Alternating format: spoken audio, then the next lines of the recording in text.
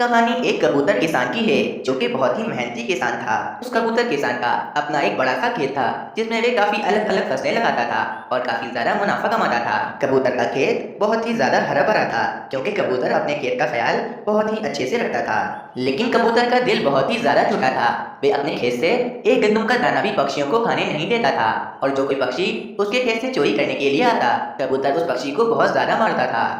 मेरा खेत कितना हरा भरा है। ये सब कुछ मेरी मेहनत करने की वजह से हुआ है। आज मेरा खेत इतना ज्यादा हरा भरा है और मेरे खेत में तरह तरह की फसलें भी लगी हुई हैं। लेकिन मैं अपनी फसल का एक दाना भी पक्षियों को खाने नहीं दूंगा क्योंकि ये फसल मेरी है। मैं अपनी फसल का एक भी दाना पक्षियों को मुफ्त में क्यों खिलाऊं? अब तो मेरा खेत पहले से भी ज्यादा हरा भरा हो गया है। अब मुझे पहले से भी ज्यादा अपने खेत की रखवाली करनी होगी। उस कबूतर के पास हर समय एक डंडी हुआ करती थी। किसी भी चोर की इतनी हिम्मत न थी कि वे कबूतर के खेत से आकर फसलें चोरी करे। मीनू चिड़िया, तुम्हें पता है हमारे जंगल का जो कबूतर किसान है उसका खेत कितना ज्यादा हरा भरा हो गया है और उसके खेत में तरह तरह की फसलें भी लग गई हैं। हाँ, तुम ठीक कहते हो, लेकिन उस कबूतर किसान का दिल बहुत ज्यादा छोटा है। वे अपने खेत से एक गंदम का दाना भी पक्षियों को खाने नहीं देता है। अगर वो खेत मेरा होता ना तो मैं किसी भी पक्षी को मना नहीं करती। जिस पक्षी का जितना मन चाहता वे मेरे खेत से फसल तोड़ लेता। पर मीनू चिड़िया, वे कबूतर तुम्हारी तरह नहीं है ना, वे तो बहुत छोटे दिल का मालिक है।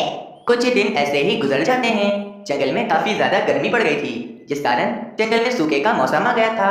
अब ना तो जंगल में भोजन मिलता था और न ही पानी। जंगल के पक्षी भी बहुत ज्यादा परेशान आ गए थे क्योंकि उन पक्षियों को भोजन न मिलने की वजह से एक एक दो दिन भूखे रहना पड़ता था। और तो और जंगल में गर्मियां भी बहुत ज्यादा थी। इस कारण पक्षी और भी ज्यादा परेशान हो गए थे। लेकिन कबूतर के खेत को इस गर्मी के कारण जरा भर भी फर्क नहीं पड़ा था, बल्कि कबूतर का खेत तो और भी ज्यादा हरा भरा हो गया था। जंगल में सूखे का मौसम चल रहा है, पक्षी भूख के कारण मर रहे हैं और मेरा खेत तो एकदम हरा भरा है क्योंकि मैं अपने खेत का इतना ख्याल जो रखता हूँ। लेकिन कुछ भी हो जाए मैं अपने खेत की फसल पक्षियों को नहीं दूंगा, चाहे वे भूख से मर ही क्यों न जाएं। उस कबूतर को तो सिर्फ अपने खेत की ही चिंता थी, पक्षियों की तो उसे बिल्कुल भी चिंता नहीं थी।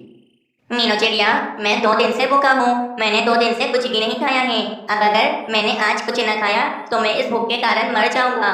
तुम कुछ करो, मुझे बहुत भूख लग रही है। हाँ मीनू चिड़िया, मैं भी बहुत भूखा हूँ। मेरे बीवी बच्चे भी घर में भूखे बैठे हैं। तुम कुछ करो, हमें बहुत भूख लग रही है। पक्षियों, मैंने भी 2 दिन से न तो कुछ खाया है और न ही कुछ पिया है। मुझे भी बहुत भूख लग रही है। अब मुझे कुछ करना ही पड़ेगा वरना हम सब पक्षी इस भूख के कारण मर जाएंगे। पर तुम क्या करोगी? हमारे जंगल में न तो कहीं भोजन है और न ही कहीं पानी है। बस हमारे जंगल में उस कबूतर का हरा भरा खेत है, उसमें ही बड़ी बड़ी फसलें लगी हुई हैं। लेकिन वे कबूतर तो अपनी एक फसल का दाना भी हमें नहीं देगा क्योंकि वे कबूतर बहुत ही ज्यादा कंजूस है। कालू कौवे, मैं कबूतर किसान के पास जाती हूँ और उसे समझाती हूँ कि हमारे जंगल में थोड़ा सा भी भोजन नहीं है और सभी पक्षी भूख के कारण मर रहे हैं। यकीनन वे कबूतर हमें अपने खेत से थोड़ी बहुत तो फसल दे ही देगा जिससे हम सब पक्षियों का पेट भर जाएगा। कोशिश करके देख लो भाई, लेकिन मुझे तो नहीं लगता कि वे कबूतर तुम्हारी बात मानेगा। फिर मीनू चिड़िया उस कबूतर किसान के पास चली जाती है। मीनू चिड़िया, तुम मेरे खेत में क्यों आई हो? अगर तुम मुझसे मेरी फसल मांगने के लिए आई हो तो तुम यहाँ से अभी चली जाओ। मैं अपने खेत की एक भी फसल किसी भी पक्षी को नहीं दूंगा। देखो कबूतर, हमारे जंगल में इस समय बहुत ही मुश्किल का समय चल रहा है। हर तरफ सूखा ही सूखा है। हम सब पक्षी बहुत परेशान आ गए हैं। हमने 2 दिन से कुछ भी नहीं खाया है और अब हमने अगर कुछ भी नहीं खाया तो हम मर जाएंगे। कृपया करके कबूतर हमें कुछ भोजन दे दो वरना हम सब पक्षी भूख के कारण मर जाएंगे।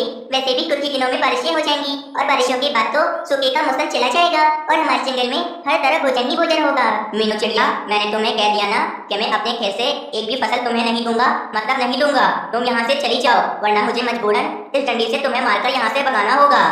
कबूतर की ये बात सुनकर मीनू चिड़िया उदास होकर वहाँ से चली जाती है। मीनू चिड़िया, क्या हुआ? कबूतर किसान ने तुम्हें भोजन दिया या फिर नहीं? हाँ मीनू चिड़िया, बताओ, तुम चुप क्यों हो? उस कबूतर किसान ने तुम्हें भोजन दिया भी है या नहीं? नहीं दिया उस कबूतर किसान ने मुझे भोजन। उस कबूतर किसान का खेत तो बहुत छोटा है। अब मुझे यकीन हो गया है कि वे कबूतर किसान हमें कभी भी अपने खेत की फसल नहीं देगा।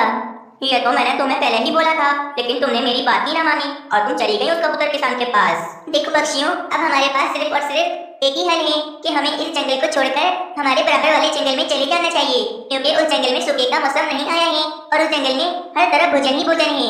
हम सब पक्षी कुछ समय के लिए उस जंगल में चले जाते हैं। जब इस जंगल से सूखे का मौसम खत्म हो जाएगा तो हम सब पक्षी वापस अपने जंगल में आ जाएंगे। हाँ मीनू चिड़िया, ये ठीक रहेगा। हम सब पक्षी आज ही दूसरे जंगल जाने के लिए निकल जाते हैं। ये कहकर जंगल के सभी पक्षी दूसरे जंगल जाने के लिए निकल जाते हैं। जंगल के सभी पक्षी दूसरे जंगल में आ जाते हैं और वहाँ पर एक विशाल पेड़ पर अपने अपने घोंसले बनाकर रहने लगते हैं। उस जंगल में भोजन भी था और पानी भी था, इसीलिए पक्षियों को किसी भी चीज की कोई समस्या नहीं थी। दूसरी तरफ जिस जंगल में सूखे का मौसम आया हुआ था, उस जंगल में एक दिन काले काले बादल छा जाते हैं और जोरों शोर से बारिश शुरू हो जाती है। कबूतर किसान बारिश को देखकर बहुत ज्यादा खुश था, क्योंकि उसे ऐसा लग रहा था कि इस बारिश की वजह से उसकी फसलें और भी ज्यादा बढ़ जाएंगी। बारिश तो रुकने का नाम ही नहीं ले रही थी। आज 2 दिन गुजर गए थे, लेकिन बारिश आज भी बहुत ज्यादा जोरों शोर से हो रही थी। जंगल में हर तरफ पानी ही पानी था और